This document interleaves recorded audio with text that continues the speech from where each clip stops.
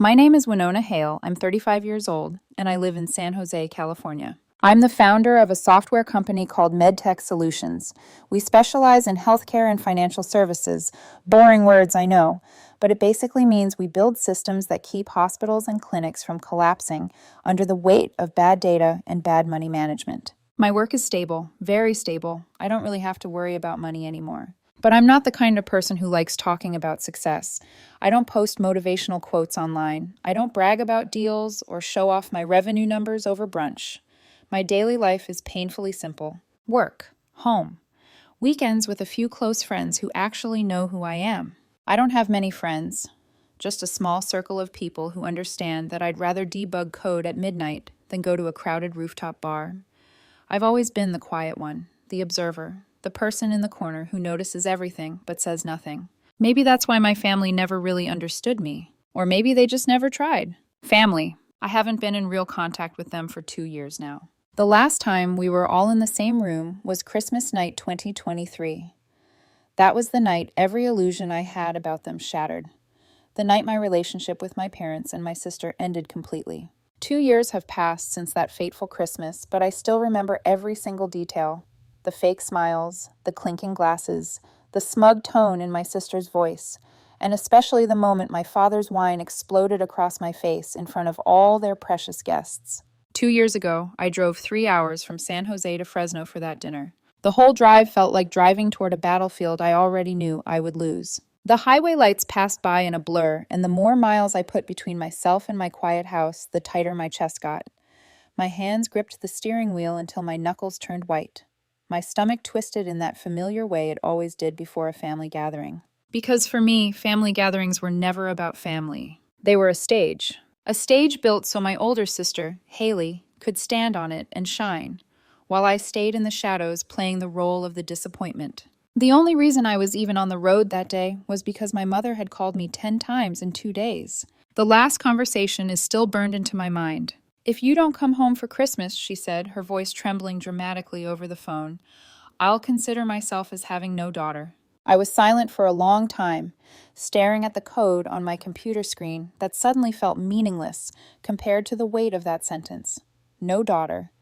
She never said no children, just no daughter. "Fine," I finally replied. "I'll come, but I'm only staying for 1 hour." Back then, I honestly believed I could do it. I thought I could endure 60 minutes of fake smiles and condescending comments, then drive back to San Jose and return to my peaceful, controlled little world. I had no idea that those 60 minutes would burn down the last bridge between us. Around 6 p.m., I parked in front of the familiar 2-story house I'd grown up in. The porch light was on. Through the windows, I could see silhouettes moving, hear laughter, see Christmas lights blinking too brightly, like they were trying to blind me. The front door flew open before I even reached it. "Winona!" Mom rushed out, her arms opening wide as if this were some emotional movie reunion. She wrapped me in a tight hug that smelled of perfume and roasted turkey. "I thought you weren't coming," she gasped, clinging to me. I stood stiffly in her arms, like someone had just put a coat on me that didn't belong to me. After a few seconds, I gently pushed her away. "You called so much," I said flatly. "Why?" Mom's eyes flickered, and the truth slipped out quicker than she meant it to. "Haley has good news," she said, smoothing her holiday dress. "She wants to share it with the whole family. You know, your sister just signed a big contract." There it was. I realized in that instant that I hadn't been called home because they missed me. I'd been summoned as an audience member. They needed someone to clap for Haley, preferably the failure of the family, to make the contrast shine even brighter. Haley is my older sister. She's 5 years older, loud, charismatic, and obsessed with being seen. She runs a tech startup called Tech Vision. If there's a camera in the room, she'll find it. If there's a way to turn a tiny success into a saga, she'll do it. I, on the other hand, prefer building things quietly and letting the numbers speak for themselves. Unfortunately, in my family, nobody listens to numbers if they're not attached to Haley's name. As soon as I stepped into the living room, the smell of pine and baked goods hit me. The house was crowded, around 30 people from both sides of the family, most of whom I only ever saw on holidays. Haley stood near the center of the room, gesturing animatedly as she told some story to a cluster of uncles who hung on every word. Her husband, Mason, sat on the sofa behind her, scrolling through his phone with the bored confidence of a man who believed he'd married the main character. Their 5-year-old daughter, Tessa, sat cross-legged on the floor, tearing open a present with the pure, oblivious joy of a child. I hadn't taken 3 steps inside before trouble found me. "Winona," a familiar, syrupy voice floated over. "You're still doing that. Something with computers job, right?" It was Aunt Margaret, Mom's older sister, with a smile so forced it looked like it hurt her face. "Yeah," I replied, keeping my voice neutral. "Something like that." She looked me up and down slowly, the way someone might inspect a dress on clearance. Then she sighed dramatically. "You should learn from Haley," she said, loud enough for several people to hear. "She just signed a $3 million contract." Before I could respond, Uncle Harold, Dad's younger brother, appeared at her shoulder, whiskey glass in hand, cheeks already red. "$3 million," he repeated, whistling. "Have you ever even seen that much money, Winona?" The words hit, but I'd heard worse. I just stared at them for a moment, too tired to pretend. Inside my head, though, another voice whispered, "If they knew MedTech brought in $41 million in revenue last year, would they even believe it? Or would they accuse me of lying again?" I swallowed the thought. What was the point? In this house, I wasn't Winona Hale, founder of a multi-million-dollar company. I was the supporting character in the legend of Haley. Every family gathering was the same script. My parents bragging about Haley like she'd single-handedly invented the internet, relatives praising her like she was a saint of capitalism, then a few obligatory questions tossed my way, not out of interest, but out of politeness.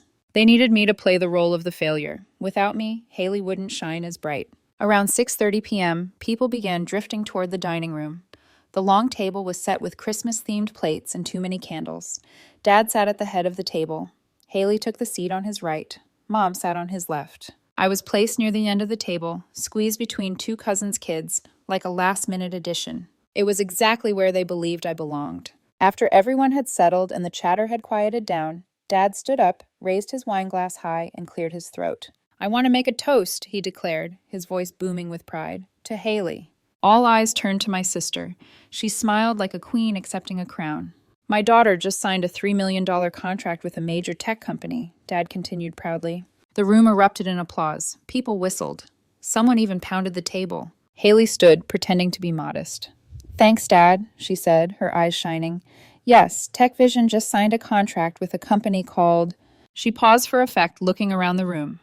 "MedTech Solutions, to develop financial applications." The moment I heard my company's name come out of her mouth, my heart skipped a beat. MedTech Solutions, my company, my life's work. I felt the blood rush to my ears as the room blurred for a second. My fork froze halfway to my mouth. Haley kept talking, completely unaware that the woman who created that company was sitting 3 seats away, near the kids. And that's when I knew. This Christmas dinner wasn't just going to be another painful performance. Tonight, the script was going to change. Haley's voice sliced cleanly through the noise in the dining room. "They really value our capabilities, Argyfinade," she said, chin tilted up just enough to look humble and superior at the same time. "Their CEO, Brandon, told me this contract is an important strategic partnership for them." Brandon! Of course he said that. I hired him precisely because he knows how to sell a partnership, not just sign it. Mom clapped like someone had just announced Haley discovered a cure for cancer. "You're so talented," she breathed, eyes shining. "I'm so proud of you." Dad nodded, beaming. "This is only the beginning," he added, as if predicting the future. "I know you're going to be even more successful. This family will always have something to brag about thanks to you." I sat there, my hands folded in my lap, feeling like I was watching a movie I'd seen too many times. Only this time, the movie was using my company as a prop, and I hadn't even been given a speaking role. For a moment, I drifted. My mind slid backward, 3 years into the past. It was Thanksgiving. Same long table, same house, fewer gray hairs, fewer wrinkles, same dynamic. Back then, MedTech had just closed a $20 million Series B investment. It had been the single most terrifying and exhilarating moment of my career.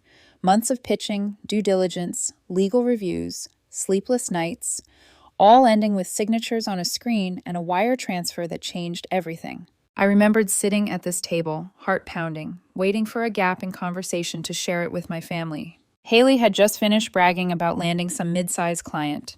Dad was praising her. Mom had that soft, worshipful look on her face. I had taken a breath, forced my voice out. "Actually," I'd said, "I have some news too. MedTech just—" Dad had waved his hand like he was swatting away a fly. "Winona, don't make things up to overshadow your sister," he'd snapped, irritated. Haley just talked about a real success. Don't start with your stories. The table had gone quiet for a moment, then the conversation simply flowed around me, leaving me there with my words lodged in my throat, burning. That night, I went back to my small house in San Jose, sat on the kitchen floor, and stared at my phone while congratulatory emails and investor messages poured in. My parents never found out about the $20 million because I never tried telling them again. Another time, during a random check-in call, Mom had asked how I was doing. I'd mentioned MedTech was growing fast, that we'd just hired 20 more employees. I thought, naively, maybe she'd be happy. Maybe she'd ask questions. Instead, she cut me off with a sigh. "Winona, please," she said, almost offended. "Don't exaggerate. I know you're struggling. If you need money, just tell me. And you don't have the authority to hire employees if you're working for someone else. Stop pretending." After that, a kind of deep, bone-level exhaustion settled into me. It was like talking to people who had already decided what your life looked like and refused to update the picture no matter what reality was doing. They had chosen my role for me, the failure. Nothing I said could change the script in their heads. And tonight, that script was playing out again, this time with my company's name being used as a trophy for someone else. "So we're starting the project at the beginning of the new year," Haley was saying now, basking in the attention. "The CEO, Brandon, said he's very impressed with our growth for such a young startup." Uncle Harold leaned forward with his whiskey. "That's amazing," he said. "Tech Vision is going big places. Not many people get opportunities like that." Another aunt chimed in. "It's so rare to see a company like that trust a small startup. They must be very smart." I almost laughed. Smart. Yes, I thought. Very smart. I picked them. Then Mason turned to me and smiled. It wasn't a friendly smile. It was the kind of smile people wear when they're about to twist a knife, just to see how deep it goes. "Winona," he said casually, "you work in tech too, right? You must know MedTech Solutions. It's a huge company." The entire table's attention turned toward me, like a spotlight flicking on. For a second, I imagined telling the truth.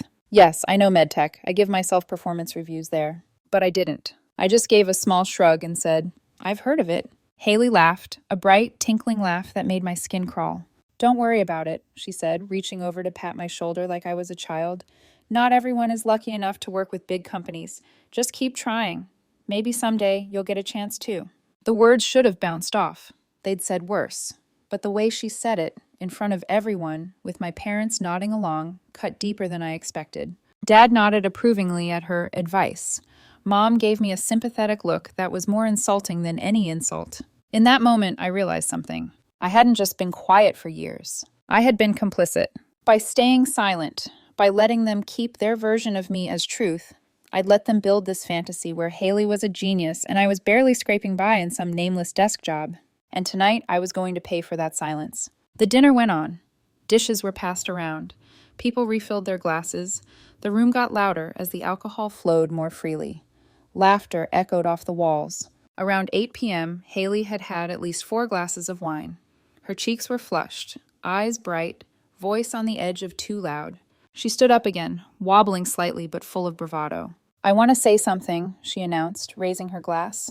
"Looking at my little sister sitting there, honestly, I feel sorry for her." Conversations died down, heads turned, forks hovered in midair. My heart started pounding, but my face stayed still. "I mean, she's 35, Haley continued, gesturing toward me with her glass. "And what does she have to show for it? No house, no family, no big career we've ever seen. Mom and Dad have always had such high hopes for her, but—" She sighed dramatically. "Some people just disappoint you." Mason reached for her arm, murmuring, "Haley, that's enough." But she shrugged him off. "I'm just being honest," she said. "While I'm busy building an empire, she's still out there doing whatever it is she does. Some salary job somewhere." A few relatives chuckled nervously. Aunt Margaret leaned toward someone and whispered, not nearly quietly enough, "Poor Winona, but she's just not built like Haley." Uncle Harold added, "At least she doesn't ask her parents for money. That's something." Something in my chest twisted hard. I looked toward my parents. Mom stared down at her plate, saying nothing. Dad took a long sip of wine, eyes focused on Haley, pride obvious on his face. Nobody stopped her. Not one person said, "Hey, that's enough." So I stood up. The chair scraped loudly against the floor. The room went silent. Haley turned to look at me, brows lifted, expecting me to sit back down and laugh it off like usual. Instead, I met her eyes steadily. "Be careful, Haley," I said quietly, my voice surprisingly calm. "I can make you go bankrupt." The silence that followed was thick and electric. Then, like a spark hitting dry grass, it went up in flames. Haley burst out laughing. "Oh my God," she gasped between giggles. "Did you all hear that? My little sister is threatening to bankrupt me." "With what?" She tilted her head, eyes gleaming. "Your computer repair skills?" Laughter erupted around the table, raw and cruel. Some people tried to hide it behind their hands. Others didn't bother. My face felt hot, not from embarrassment, but from rage slowly boiling under my skin. I looked around at them, at all these people who had known me my entire life, and never once bothered to learn who I really was. Then my gaze landed on Dad, the man I had once admired, the man whose approval I'd chased for years like a mirage. He was staring at me like I'd just spat on the tablecloth. He stood up slowly, wine glass in hand, and walked toward me with heavy, deliberate steps. "Winona," he said, his voice vibrating with anger, "you are standing in this house, eating our food, and you dare threaten your sister?" I met his eyes. For the first time in my life, I didn't look away. "You don't know anything about me," I replied calmly. That sentence was a match. His face turned red, his hand tightened around the stem of the glass. And then, before I could brace myself, he threw the contents of his glass straight into my face. Cold, sticky wine splashed across my skin, into my eyes, down my hair, soaking into my shirt. Gasps echoed around the table. Somewhere, a fork clattered onto a plate. "Wake up," Dad spat. "You're a failure." I stood there, dripping red, my vision blurred. The room wobbled for a second. My heart pounded so hard I felt it in my fingertips. 20 years of being dismissed. 20 years of being the background character in my own life.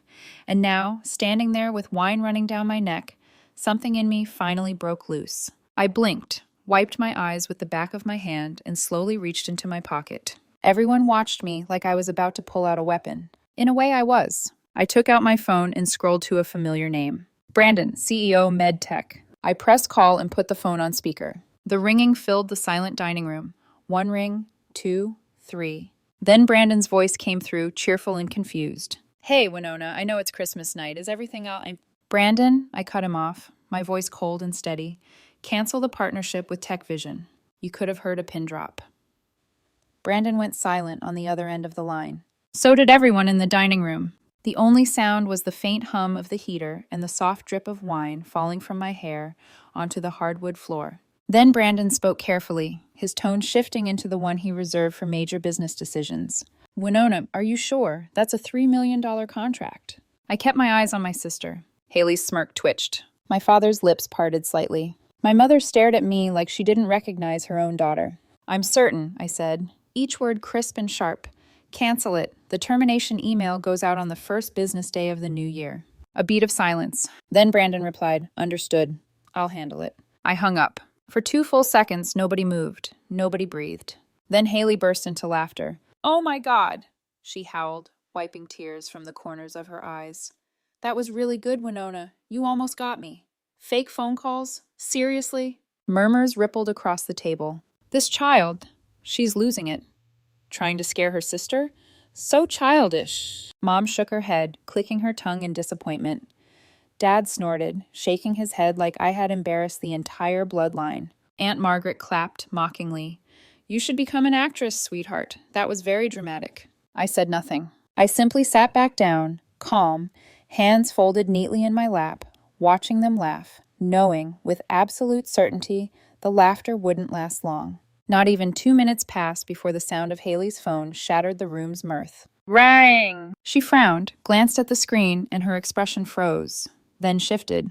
Confusion, fear, recognition. She stood up abruptly, knocking her chair into the wall behind her. "Hello?" she answered, voice trembling. Everyone quieted, watching her face drain of color as she listened. "What? Cancel the partnership? But we just agreed. Yes, I understand. Orders from the company owner? But why? What did we do wrong?" Her voice cracked. Aunt Margaret leaned toward another guest, whispering, "What's happening?" But I knew. I watched my sister clutch her phone like it might evaporate from her hands. 30 seconds later, she hung up. She stood there, pale, shaking. Then she turned to me like she was looking at a ghost. "Winona, how did you—" I stood up slowly. And for the first time in my life, the entire room waited for me to speak. I looked around at all of them, these people who knew everything about Haley and nothing about me. Then I spoke clearly, loudly enough for even those in the kitchen to hear. Because I'm the founder of MedTech Solutions. Silence slammed into the room like a physical force. Dad blinked. Mom's mouth hung open. Someone dropped a fork. Uncle Harold's whiskey glass slipped from his hand and shattered on the floor. I continued calm and steady. Brandon isn't the CEO of some distant company. He works for me. A hush rippled through the crowd, thick with disbelief. Mom was the first to break. No, she whispered, shaking her head quickly, voice trembling. No, you're lying. Winona, stop this nonsense. Dad followed, angrier. You think you can fool us? This show you're putting on? You want attention so badly you're making things up now? My jaw tightened. I expected this. I had lived this exact reaction my whole life. But I didn't flinch. Not anymore. For 7 years, I said slowly, I built MedTech from nothing. I worked every day, every night. I didn't tell you because every time I tried to share anything at all, you accused me of lying. You didn't listen, so I stopped talking. Haley suddenly lunged forward, her facade cracking into desperation. You can't do this, she shrieked. This contract is everything. You'll bankrupt my company. We have employees. We have invoices. You can't just... Oh, I replied, expression neutral. I can. Her panic surged. She grabbed my shoulders and shook me hard, voice breaking. Winona, please, I'll apologize. I'll say whatever you want me to say. Please don't do this, please. Her husband Mason hurried over, pulling her back, his face panicked. Tessa is watching, he hissed. Stop it! But it was too late. Little Tessa stood by the archway, clutching a stuffed penguin, staring at her mother, screaming like the world was ending.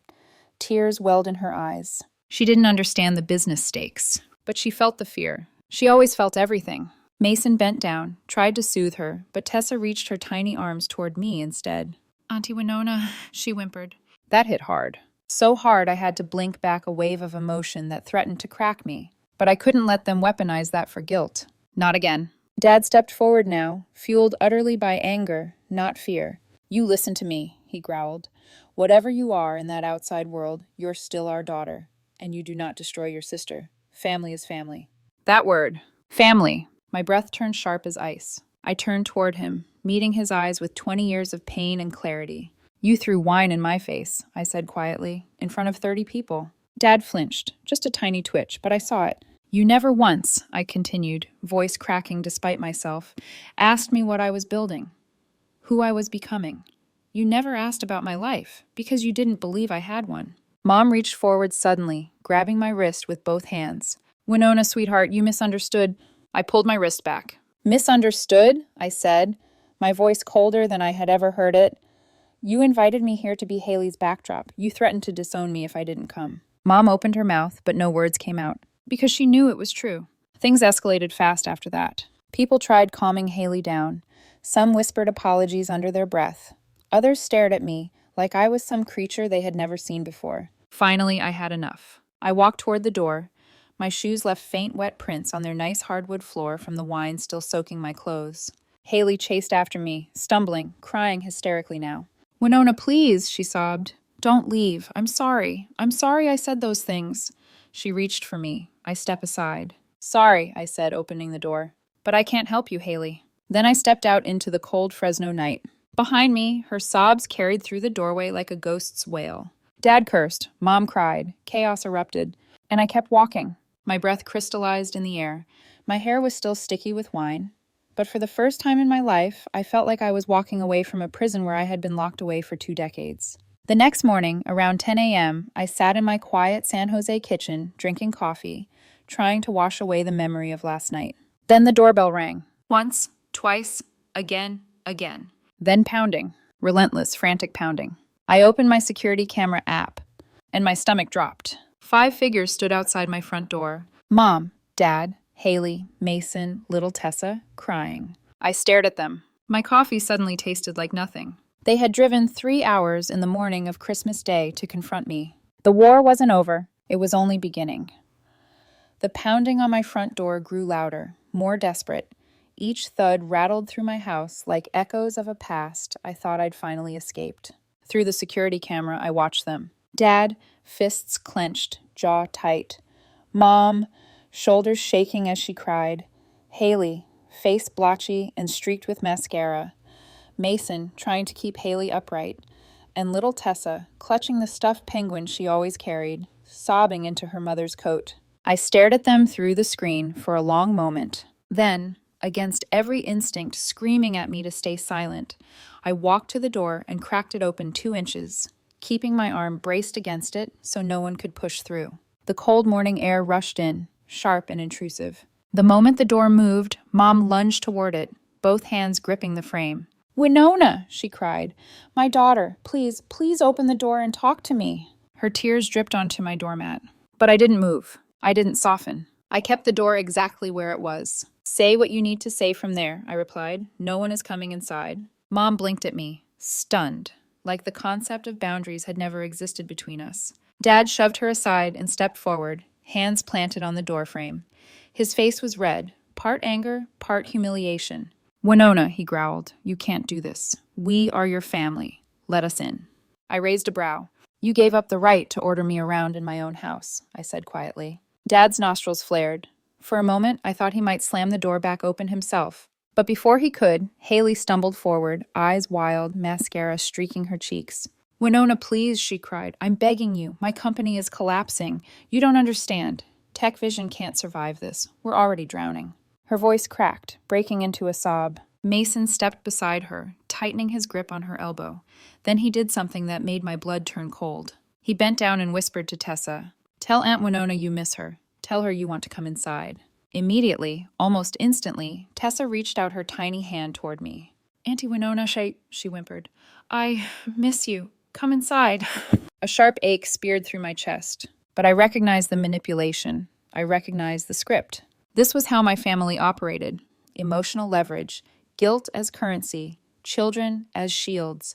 I crouched slightly so I could look Tessa at eye level, but I kept the door blocked with my arm. "Sweetheart," I said gently, "why are you crying?" Tessa sniffled, wiping her eyes with her little sleeve. "Mommy's sad. Daddy's yelling. Mommy said you hurt her company." She hiccuped. "Are you mad at Mommy?" My throat tightened. Behind her, Haley was trembling, not from sadness, but from panic. And suddenly I wasn't angry at Tessa. I was furious for her. I stood up straight and looked at Haley, my voice cold enough to slice glass. "You're using a 5-year-old as emotional bait," I said. "What kind of mother does that, Haley?" She froze. Mason swallowed hard and stepped back, as if my words had physically pushed him. Haley's lips trembled. I wasn't... "You were," I snapped. "Don't lie. You've always dragged others into your messes, your coworkers, your husband, your parents, and now your daughter. Now you're..." Her face crumpled. Dad pushed forward again, voice rising. "Enough," he barked. "Winona, open this damn door. You don't treat your family like criminals standing on your doorstep? Then stop acting like criminals," I shot back. The neighbors were starting to peek outside. One woman down the street pulled out her phone, recording discreetly. It infuriated Dad. He pointed a shaking finger at me. "Winona, open this door right now," he ordered. I'm not repeating myself. I laughed. Actually laughed. "You don't get to give me commands," I replied. "Not anymore." Haley suddenly dropped to the ground. Literally. She fell to her knees right there on my porch, bare legs hitting concrete, palms pressed together like she was praying. "Winona, please," she cried, voice shredded. "I'll apologize. I'll do anything. I'll get on my knees in front of everyone. Just please don't destroy everything I built. Don't destroy my family." Tessa cried harder, seeing her mother collapse like that. Mom sobbed behind her, clutching her chest. How did our family come to this?" 15 minutes passed like that. 15 minutes of pleading, arguments, crying, accusations. 15 minutes of neighbors gathering. 15 minutes of my father threatening to drag me out and my sister begging to be saved. And finally, I'd had enough. I pulled my phone from my pocket. Dad's eyes narrowed. "What are you doing?" Haley froze mid-sob. I dialed 3 numbers. 911. The operator answered. 911, what's your emergency?" I put the phone on speaker so every one of them could hear. "My name is Winona Hale," I said calmly. "I want to report a group of people trespassing on my private property, refusing to leave, and verbally harassing me." Haley gasped. Mom covered her mouth. Mason stiffened. Dad stared at me like I'd stabbed him. The operator asked if the intruders were armed. "No," I said, "just emotionally manipulative." Dad's face twisted into horror. "You called the police on your own family?" he shouted, voice cracking. He looked less like a father and more like a man watching the ground disappear beneath him. Haley grabbed Tessa and stumbled away, whispering frantically to Mason. "Let's go. She's insane. She actually called the cops." Dad pointed at me, his voice shrill with betrayal. You'll regret this for the rest of your life. Mom sobbed into her hands. Then they left. All 5 of them got into their car, Haley still crying, Dad fuming, Mom shaking, Mason cursing under his breath, Tessa peering out the window with big, frightened eyes. The car pulled away, disappearing down the street. And when their taillights vanished, the silence that fell over my house was deafening. I closed the door, locked it, slid down to the floor, my back pressed against the wood. Then I exhaled, a breath I'd been holding for 20 years. That should have been the end. But I wasn't done. I picked up my phone again. This time I called Brandon. He answered immediately, voice tight with concern. Winona, is everything all right? I need you to do something, I said. Anything. Contact TechCrunch, The Verge, and every major tech outlet. Announce that MedTech Solutions has canceled our partnership with TechVision due to ethical concerns. Brandon inhaled sharply. That will destroy their reputation, he said carefully. Once that goes public, no company will work with them again. I know, I replied. He paused, waiting. Do it. He exhaled slowly. Understood. And with that, the final blow was set in motion. Within 24 hours, the story went viral. TechVision's ethical issues became trending discussion threads. Investors pulled out. Their other clients backed away. Their reputation collapsed like a house built on rotten stilts. 3 days later, my phone exploded with messages. From Mason. You're a monster. Haley hasn't eaten in days. Tessa is terrified. Are you proud of yourself? From Mom. How could you do this? Your sister is drowning in debt. Her marriage is falling apart. We raised a cruel daughter. From Dad. Heaven has eyes. You will be punished for what you've done. From Haley. You ruined my life. My company is dead. Mason is leaving. I hope you never know peace in your heart. Then, the same relatives who mocked me for years suddenly switched sides. Aunt Margaret. Winona, darling, you were right. Haley was always arrogant. I always knew you were the intelligent one.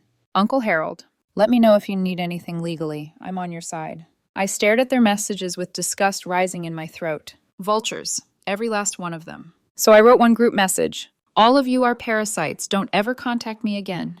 Then I blocked everyone. Every single one. And for the first time in my adult life, my phone was silent. Perfectly, beautifully, terrifyingly silent. 2 years passed. MedTech grew. My life stabilized. And I started dating again. A wonderful, grounded man named Samuel, a cardiologist who saw me for exactly who I was. And Haley? Her company went bankrupt a year later. She sold her home and car to pay debts. Mason divorced her and took Tessa to live with his parents. Haley ended up as a mid-level IT employee making $60,000 a year in Sacramento. I hadn't heard from my parents in 2 years, until the day they showed up on my doorstep again. But this time, they didn't come to yell. They came to beg. 2 years. 2 whole years of silence. Not a call, not an apology, not even a passive-aggressive holiday card. It was as if, in their minds, their second daughter had simply ceased to exist. And honestly, I made peace with that. I built a new life, one that finally felt mine. MedTech was thriving. My home was peaceful, and for the first time in a long time, I was happy. Even love found me again. Samuel, my boyfriend, was everything I never had growing up. Calm, empathetic, consistent. The kind of man who listened to understand, not to judge. On a quiet Saturday afternoon, we were curled up on the couch, watching an old movie while the late sunlight poured through the windows.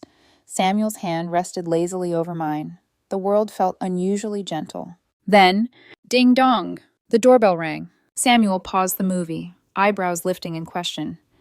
Expecting someone? No, I said, frowning. The doorbell rang again, and again, followed by sharp knocking. A cold, familiar feeling slid down my spine. I reached for my phone and opened the security camera app. 2 older figures stood at my door. I had to blink twice. It was them, my parents, only. The parents I remembered didn't have backs that curved like that, or hair that white, or eyes that hollow. They looked like they had aged a decade in 2 years. Samuel leaned closer to the screen. Do you know them? He asked gently. I didn't answer. I just stared. Part of me wanted to ignore the knocking until they left. But after nearly an hour, yes, a full hour, of standing outside, occasionally ringing the bell, and glancing toward passing neighbors, I couldn't let Samuel sit through it anymore. With a deep, steadying breath, I stood. I'll handle it, I said. But I didn't open the door wide. I cracked it just an inch or two, far less than before. Mom's reaction was immediate. She burst into tears.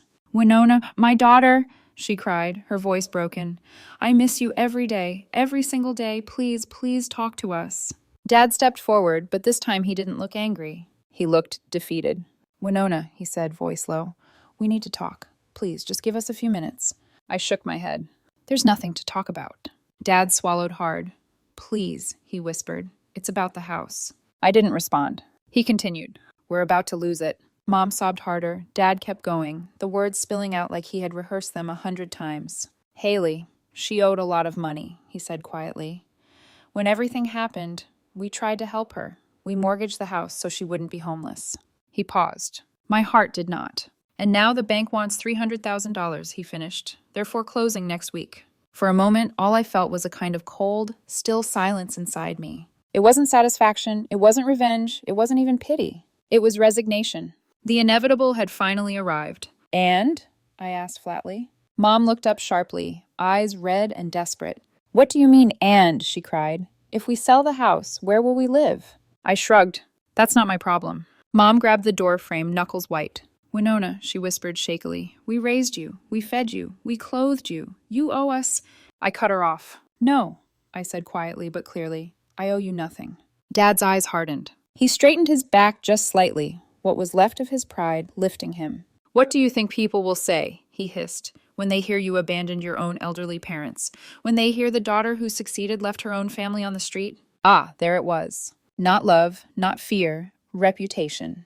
The currency my family had worshipped my entire life. I almost laughed. Instead, I met his eyes and said, "You're welcome to tell them whatever you want, but be careful." Dad stiffened. "Because if you slander me," I continued calmly, "I will sue you for defamation, and I will win. My legal team handles worse than this before breakfast." Dad's mouth snapped shut. Mom stared at me, horrified. "You've become heartless," she whispered. "Your sister was right. You're cruel." I stepped back a little, still holding the door. "You chose Haley 20 years ago," I said. "You made your decision. Now you're living with it."